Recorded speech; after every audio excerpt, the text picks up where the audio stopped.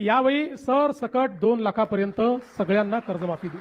यंदाच असं घडलं असेल की कर्जमाफीचा निर्णय कुठलीही निवडणूक डोळ्यासमोर नसताना घेण्यात आला। मागच्या निवडणुकीमध्ये आपल्या जाहीरनाम्यात शेतकऱ्यांना कर्जमाफी देण्याचं आश्वासन आपण दिलं होतं आणि त्यानंतर खूप चांगल्या पद्धतीनं संपूर्ण महाराष्ट्रामध्ये अभूतपूर्व अशा प्रकारचं यश आपल्याला मिळालं। नमस्कार शेतकरी बांधवांनो, आजच्या या व्हिडिओमध्ये आपण जाणून घेणार आहोत महाराष्ट्रातील शेतकऱ्यांसाठी अत्यंत मोठी आणि आनंदाची बातमी।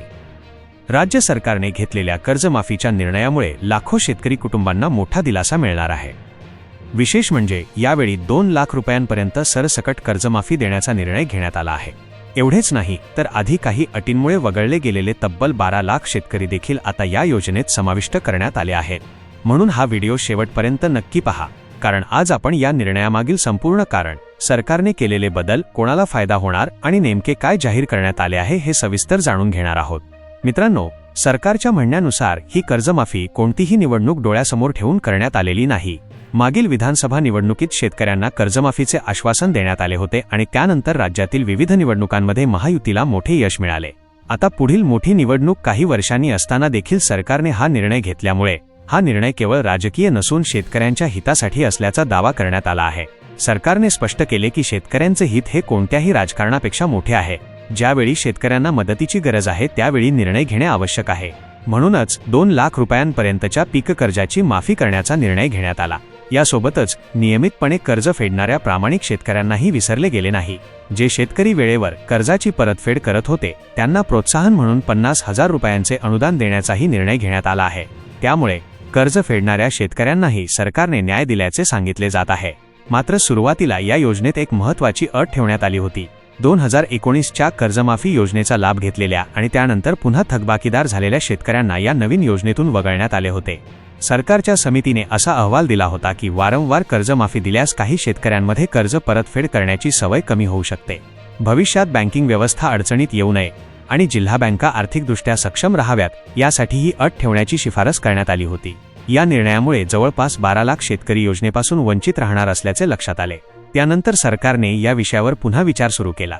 सरकारने अभ्यास केला असता असे दिसून आले की या 12 लाख शेतकऱ्यांपैकी अनेक शेतकऱ्यांना फक्त 10 ते 12,000 रुपये भरावे लागले असते, तर त्यांना 50,000 रुपयांचा लाभ मिळाला असता। त्यामुळे या निर्णयाचा पुनर्विचार करण्याची मागणी वाढू लागली। महायुतीचे अनेक आमदार मुख्यमंत्री आणि वरिष्ठ नेत्यांना भेटले। त्यांनी सांगितले की लाखो शेतकरी वंचित राहिल्यास त्यांच्या मनात कायम नाराजी राहील। 56 लाख शेतकऱ्यांना लाभ मिळेल आणि 12 लाख शेतकरी बाहेर राहतील हे योग्य होणार नाही। या चर्चेनंतर सरकारने मोठा निर्णय घेतला। 2019च्या कर्जमाफीचा लाभ घेतला होता आणि नंतर पुन्हा थकबाकीदार झालेले शेतकरी देखील आता या नवीन कर्जमाफी योजनेत समाविष्ट करण्यात आले आहेत। याचा अर्थ असा की यापूर्वी अटीमुळे वगळले गेलेले 12 लाख शेतकरी पूर्णपणे पात्र ठरणार आहेत। त्यांना कोणताही अतिरिक्त हिस्सा भरावा लागणार नाही। त्यांनाही संपूर्ण कर्जमाफीचा लाभ मिळणार आहे। सरकारच्या म्हणण्यानुसार हा निर्णय आर्थिकदृष्ट्या मोठा असला तरी शेतकऱ्यांच्या हितासाठी आवश्यक आहे। सुरुवातीला सुमारे 3 ते 4 हजार कोटी रुपयांचा अतिरिक्त भार पडेल असे सांगण्यात आले होते, पण शेतकऱ्यांना न्याय देण्यासाठी हा निर्णय स्वीकारण्यात आला। या निर्णयामुळे राज्यातील लाखो शेतकरी पुन्हा नव्याने शेती सुरू करू शकतील। बँकांचे कर्ज कमी होईल, आर्थिक ताण कमी होईल आणि शेतीसाठी नवीन कर्ज घेण्याचा मार्गही मोकळा होईल। मित्रांनो, या निर्णयामुळे अनेक वर्षांपासून कर्जाच्या ओझ्याखाली दबलेल्या शेतकरी कुटुंबांना मोठा दिलासा मिळण्याची अपेक्षा आहे। तथापि प्रत्येक शेतकऱ्याने अधिकृत शासन निर्णय, पात्रतेचे निकष आणि आपल्या बँकेकडून मिळणारी माहिती तपासूनच पुढील प्रक्रिया करावी, कारण अंतिम लाभ शासनाने जाहीर केलेल्या नियमांनुसारच दिला जाईल। जर तुम्ही शेतकरी असाल किंवा तुमच्या कुटुंबातील कोणाचा या योजनेशी संबंध असेल तर ही माहिती त्यांच्यापर्यंत नक्की पोहोचवा।